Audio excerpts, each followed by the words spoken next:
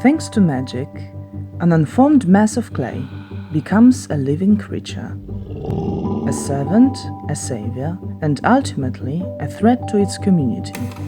The Golem is the most famous Jewish legend in popular culture. But do you know where this story comes from?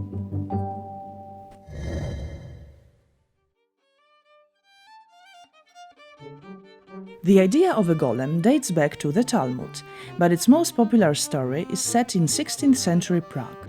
This story links the creation of the first golem with the local Rabbi Bezalel, also known as Maharal of Prague. It's said he created a golem during the reign of Rudolf II to defend the Prague ghetto from anti-Semitic attacks.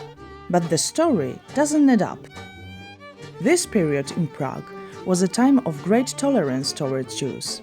It's known as the Golden Age of Czech Jewry, an era when Jewish cultural life flourished. That makes it a highly unlikely time for locating the story of the golem. Another problem is that Rabbi Bezalel never wrote about golems, nor was he a devotee of practical Kabbalah, the art necessary to create the beast. But around the same time, this Kabbalistic art was actually flourishing elsewhere in Europe. Poland. Poland was the real land of golems, as shown by the testimony of travelers. Christoph Arnold wrote in 1674.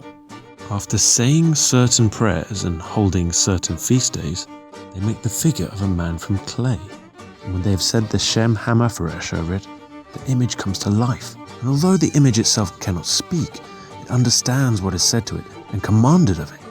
Among the Polish Jews, it does all kinds of housework, but is not allowed to leave the house.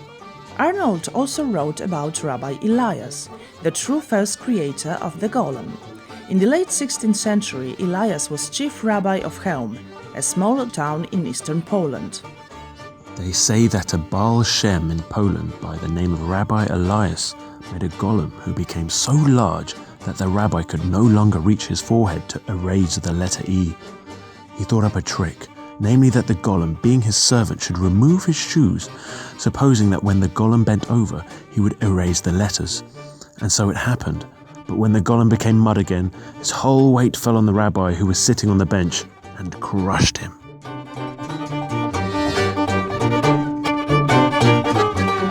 It's the first time a golem is not just a servant, but a danger to his creator and the whole community.